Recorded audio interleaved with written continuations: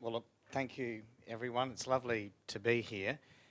Over 10 years ago now, I spent 3 years at the War Crimes Court in Sarajevo in Bosnia, and the crimes arose out of a brutal ethnic conflict which followed the breakup of Yugoslavia in the early 1990s. And the War Crimes Court was established by the international community to basically try the worst of those crimes. It comprised both international and Bosnian judges and prosecutors. And the mix of Bosnians was carefully chosen in roughly equal measure between Serb or Orthodox, Croat or Catholic and Muslim. So ethnic and religious identity, cultural diversity if you like, lay at the very heart of its formation. The court had to be structured, it had to be staffed, and the cases had to be selected and prosecuted in such a way that there was ethnic balance and support. It needed support of all of the diverse ethnic groups, and we were told that the success and acceptance of the War Crimes Court was in fact one of the keys to the ongoing success of the fragile Federation of Bosnia. The court was really one of the only truly federal institutions which symbolised Bosnia as an integrated nation. Now, my experience with the Bosnian War Crimes Court is clearly an imperfect example upon which to draw analogies with our own stable domestic justice system. It was an extreme example born from a violent ethnic storm. Yet my time in Bosnia raised fundamental questions which do touch upon the law and cultural diversity, such as the central importance of the relationship between the authority of a court and the community's trust and confidence in it. It highlighted how important it was for a court to be seen as balanced and fair and connected to the community it serves. Had that special court in Bosnia, for example, only comprised Bosnian Muslim judges, or Bosnian Croat judges as the case may be, it would have had no authority within the country. It taught me of the importance of symbolism and representation to a perception of access to justice, and in fact, access to justice itself. And it reinforced in my mind that while ethnic diversity can never be used to the disadvantage of an ethnic group, the criminal process or the law cannot always be steadfastly blind to diversity. Sometimes the circumstances demand that such differences be recognised and indeed illuminated in order for justice to be done and to be seen to be done. This apparent tension and the different ways in which the law treats cultural diversity to achieve justice is exemplified by the law of sentencing. Equal justice requires there is equality before the law, and all members of the community, irrespective of their political, social, economic or cultural background, are subject to the same law. In this respect, the law is blind and must be blind to somebody's cultural background or cultural differences. It is membership in our society that matters, not membership of the cultural or ethnic group. No one can be disadvantaged under the law by reason of their membership in a particular cultural group. But that said, cultural background is not always irrelevant, even with the criminal law or sentencing law. When sentencing an offender, the court imposes individualised justice. Each sentence must be tailored to the individual case, taking account of all of the relevant circumstances in that case, including all the personal circumstances of the offender. So individualised justice provides scope for the court to consider and may in fact require the court to take into account a person's cultural background. The fact of membership in a particular cultural group may inform the personal circumstances of the person. Frequently, cultural or ethnic history will provide the contextual setting to a person's life. Sometimes it may shed light on such matters such as family support and the offender's prospects for rehabilitation. In cases where an offender has come from a particularly traumatised and deprived upbringing, perhaps even from a war zone, these factors may go a long way to explain how it was that the offending occurred and what needs to be addressed to prevent any reoffending. The law's treatment of Indigenous Australians provides an illustrative example of how these principles operate fairly and in practice. A sentencing judge applies the same sentencing laws and principles to an Indigenous Australian offender as they would to non-Indigenous Australians. The law is the same.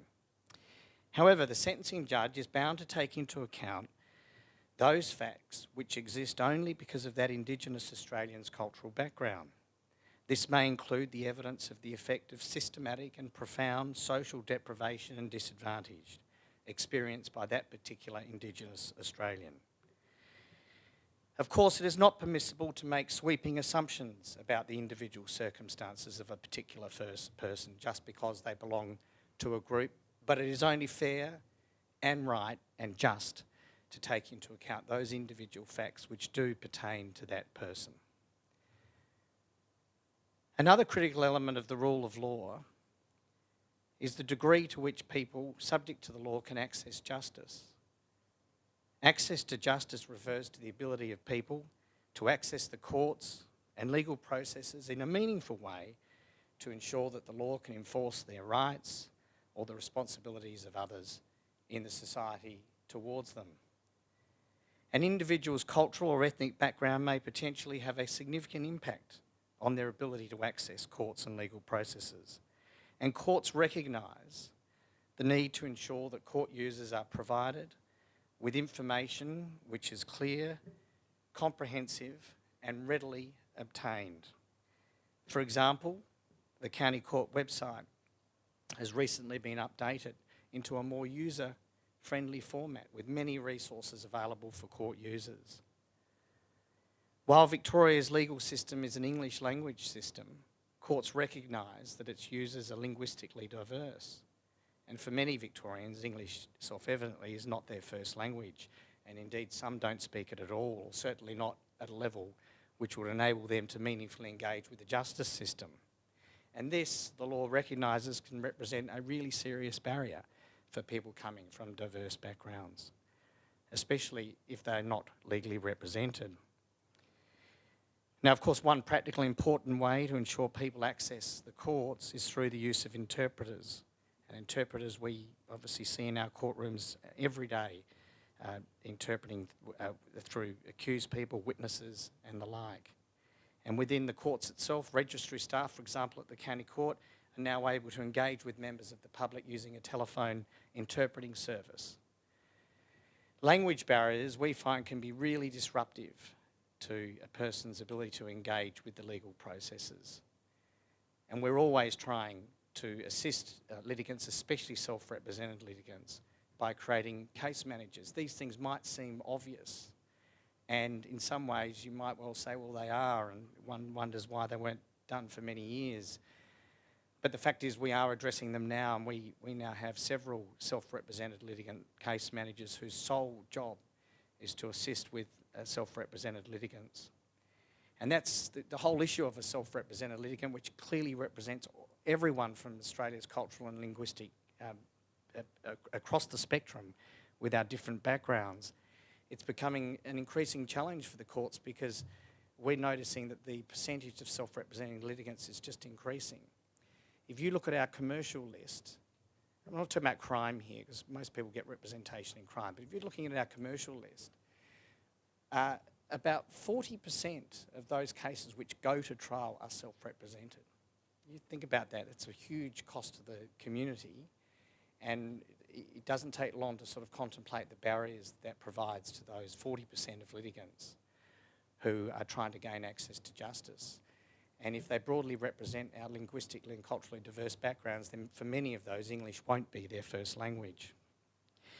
So this requires leadership from heads of jurisdictions, judicial officers, court administrators to demonstrate courts' commitments to equal justice and access to justice for people from different backgrounds. And by way of one example, we see this with the establishment of the Judicial Council on Cultural Diversity. It's an advisory body, I'm sure you're all aware of it, formed to assist Australian courts and judicial officers and administrators to really positively respond to some of these needs that I'm talking about. And it advocates the adoption of measures to modify structures, policies throughout the court system to tackle the sort of distrust and lack of familiarity with court processes that exists with some court users. I mean, part of that lack of familiarity and distrust also comes from the fact that many people from different culturally diverse and immigrant backgrounds, they come to Australia, they have an inherent distrust of the court system. They distrust authority. They've had no reason to ever trust authority. And one thing that we need to work hard to do is to foster confidence in our court processes, in our judicial officers, so that these groups of people can look to our court system and they can understand and learn to accept that it's their court system. It's there for them as much as anyone else. The County Court participates in the Judicial Council on Cultural Diversity, and I know I'll tell you just a couple of things that we've been doing to try to break down some of these barriers. One way is for the courts to reach out directly to the community and to engage with members of the community. The courts have traditionally not done that. What we've done is what's required of us, which is to produce written judgments and sentences. That's the work of the court. That's what judges do. And we do that every single day. And that will always be our first form of communication. We're communicating with the litigants. We're communicating in criminal law with the accused people or the offenders. We're communicating with the victims. But of course, every time we write a sentence or produce a judgment, that's available for the consumption of the public at large, and so we're communicating with the public. These reasons or these written documents contain information and an explanation as to why the judge has reached a particular decision in a particular case. But that's probably not enough anymore. Courts now recognise there is a real need to further educate and inform the public about its work at a more conceptual, a more general and a more direct level. Other means of communication need to be explored. The role of a modern court is about more than simply delivering justice in the individual cases. There's important work to be done in building confidence in the courts amongst new members of our community in particular, who, as I said before, may lack the confidence in public institutions and judicial institutions. Some of you, and indeed I hope all of you, are now aware of some of the steps that the courts in this state, including the County Court, are taking to communicate with the public. They include the provision of educational materials. Look up the County Court website. Look up the Supreme Court's website. There's now a host of webcasts, podcasts and written materials which you would never have seen even 5 or 6 years ago, explaining how the law works. We're engaging in writing articles and opinion pieces to newspapers, appearing on radio and talkback and indeed TV. The County Court every year hosts thousands, literally thousands of secondary school students doing tours of the court and the work of the court and having talks with judges. And now these secondary school students are able to access the work of the court through our website with our specifically tailored, our program which is specifically tailored to secondary school programs such as VCE 1 and 2 law. Last year the County Court held its inaugural Community Engagement Day. I was just chatting with Amit before at lunch about this. It was our first day that we had. We'd invited representatives from a cross-section of the community, including cultural and religious groups. Not just cultural and religious groups, but including cultural and religious groups, such as the Interfaith Centre of Melbourne, In Touch Multicultural Centre Against Family Violence, the Board of Imams, and the Australian Intercultural Society. Amit was there, our host today. And they had the opportunity to engage over the course of a day, a highly structured program which we'd put together with Victoria University. Everyone had an opportunity to engage with the judges to talk about our work throughout the day at the County Court. And I think it's fair to say it was a great success. We're planning another day of a similar nature for the end of this year, and we'll be targeting other groups, including different culturally diverse groups. But that's one step, it's one way in which we can break down some of the cultural barriers, at least at this intersection between the community and the courts. For my part, it's been a great privilege to have been taken along this journey of public engagement. Of course, like any educational exchange, it's run both ways. And I've learned a huge amount from it. Like my experience in Bosnia, the whole process has caused me to reflect on really the fundamental principles which underpin our criminal justice system. One thing that I've noticed over the years is that I was running trials for 20 years and Court of Criminal Appeal matters, and for most of my time I didn't give a moment's thought to the most basic and fundamental principles which underpinned our criminal justice system, because I just assumed, I took them for granted. But the wonderful thing about my time in Bosnia, also my time as Chief Judge, and these occasions when I have the opportunity to try to explain how the law works, it makes one reflect about some of these really important principles which make our justice system robust, fair, and a rigorous one.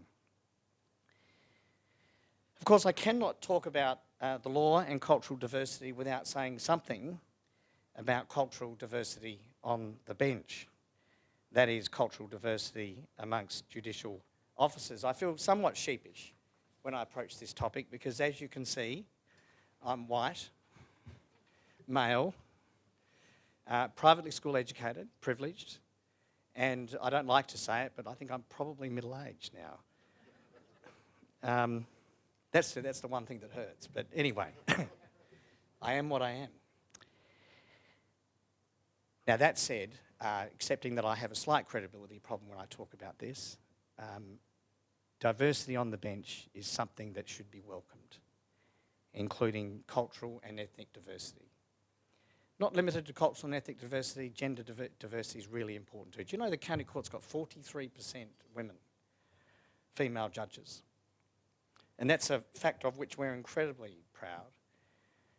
There aren't too many disciplines at the very highest level in any profession throughout Australia where I think you can say that over 40% are women. We'd like it to be 50% too, of course.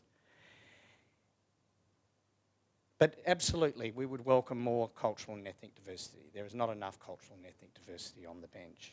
I say welcomed as distinct from required because, in my view, diversity on the bench is not a precondition for the fair and impartial dispensation of justice. Every day, judicial officers judge matters involving people of diverse backgrounds, including backgrounds different from their own. They do so conscientiously, fairly, and impartially, no matter their own personal circumstances or those of any of the parties. That's what makes them a judge and a good judge.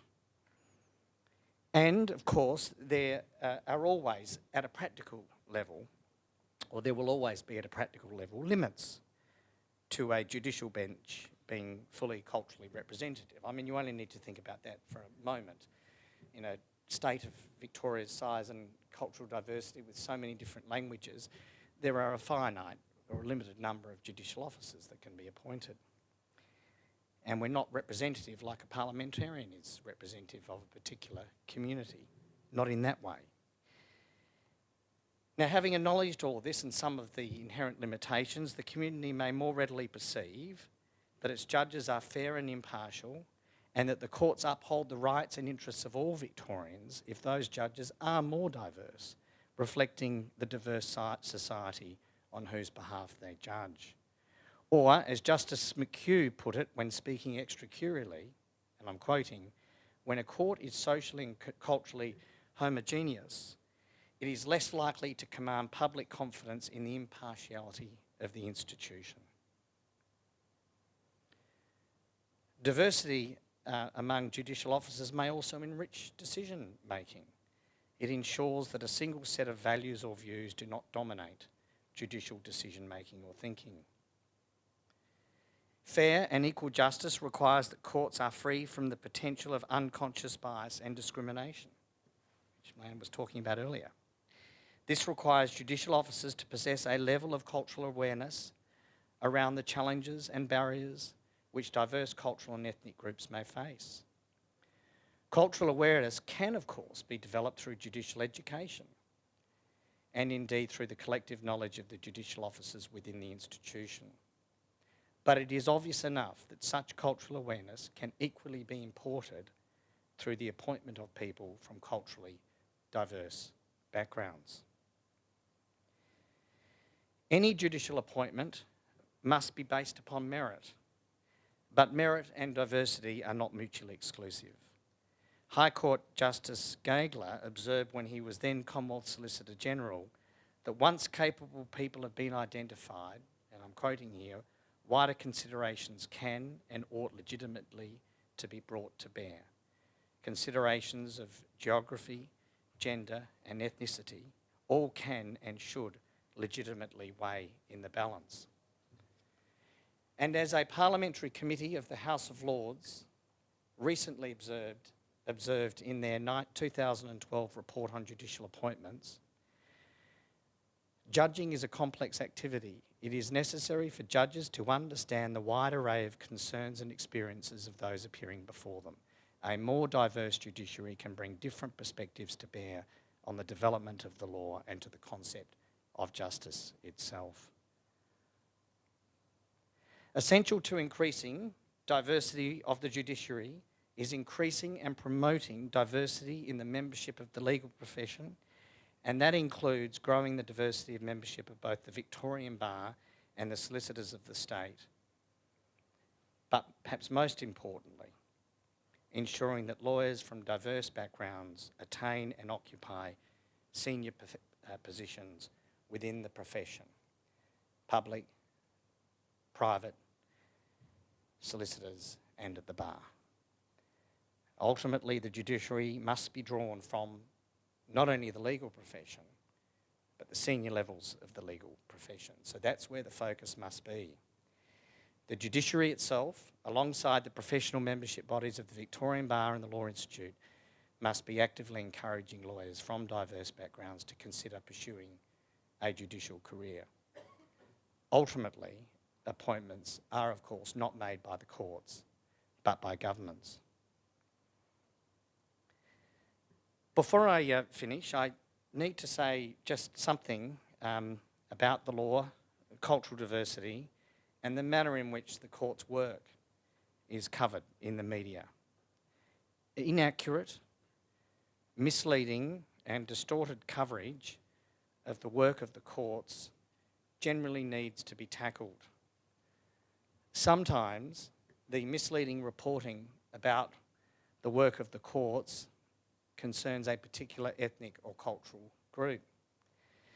For example, we have seen in the recent past selective reporting which created a misperception that a large portion of the criminal work of the courts involve young African Australian offenders, when this group in fact represented a much smaller percentage of work.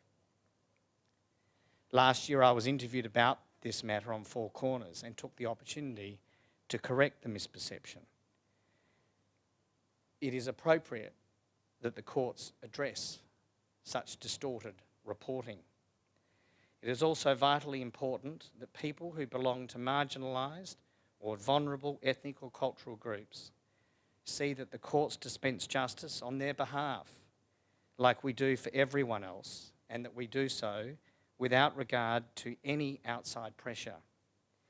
Whatever might be said from time to time in some sections of the media or by some politicians about particular cultural or ethnic groups, the courts continue to dispense justice fairly and impartially. The courts and judges are not concerned with fostering popularity. Our only concern is to dispense justice every day in every case. Our court is your court. It is the people's court, and the people are made up of a diversity of cultures. Thank you.